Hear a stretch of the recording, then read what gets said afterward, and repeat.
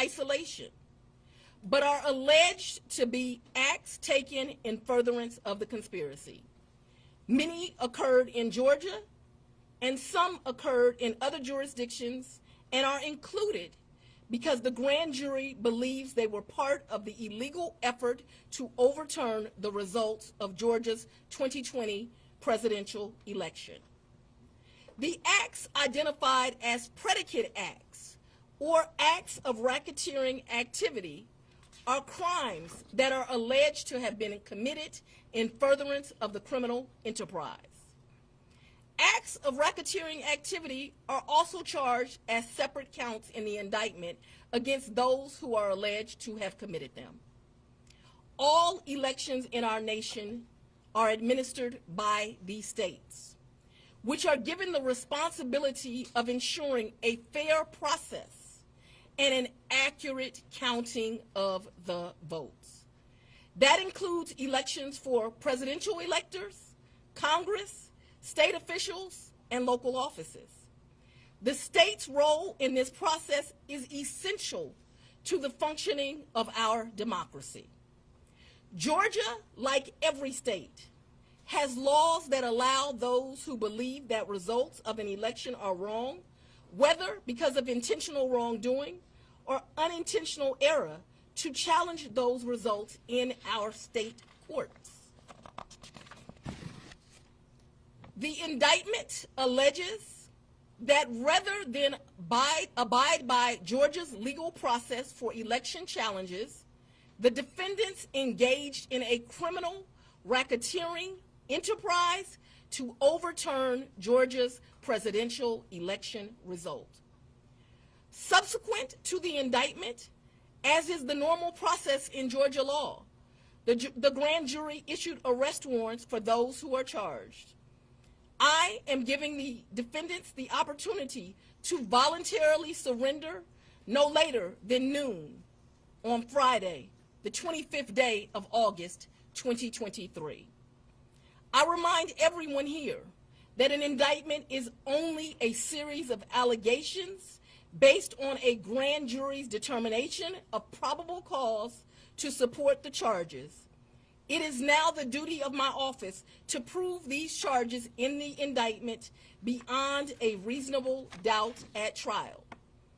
I would like to take a moment to thank the Superior Court Clerk, Shay Alexander, and her staff for staying late and making sure that this indictment was processed.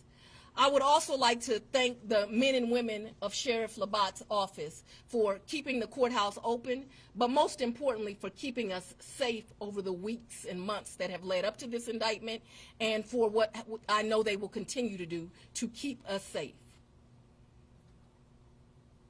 We also want to thank the Atlanta Police Department and other law enforcement partners who have worked with the sheriff to keep us safe.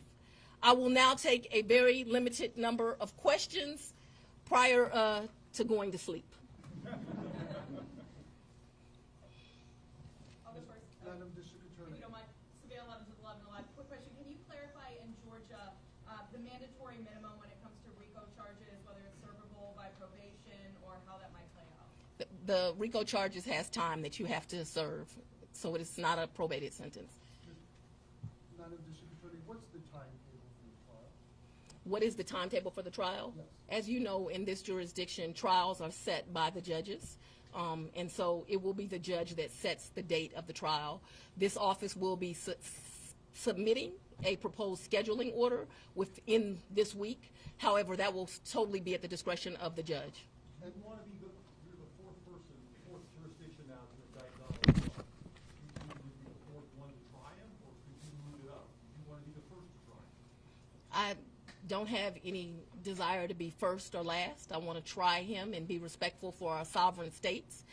We do want to move this case along, and so we will be asking for a proposed order that occurs a trial date within the next 6 months. Madam District Attorney, earlier today there was a fictitious document, according to the Fulton County Clerk's Office, that was circulated online with charges against former President Donald Trump. That fictitious document matched exactly the charges that we now see in this indictment. Can you tell us more about that document leak? Because now you have the former president's lawyers who are saying this is emblematic of his No, I can't tell you anything about what you refer to. What I can tell you is that we had a grand jury here in Fulton County. They deliberated till almost 8 o'clock, if not right after 8 o'clock. An indictment was returned. It was true billed, and you now have an indictment. I am not an expert on clerks' duties or even administrative duties. I wouldn't know how to work that system, and so I'm not going to speculate. Next question. Have you had any contact with this special counsel about overlap between these cases, and do you intend to try all of these defendants together? Do I intend to try the 19 defendants in this indictment together?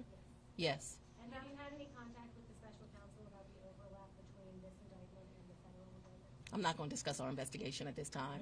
I'm going to take. What do you make of the arguments made by former President Trump that this is a politically motivated indictment?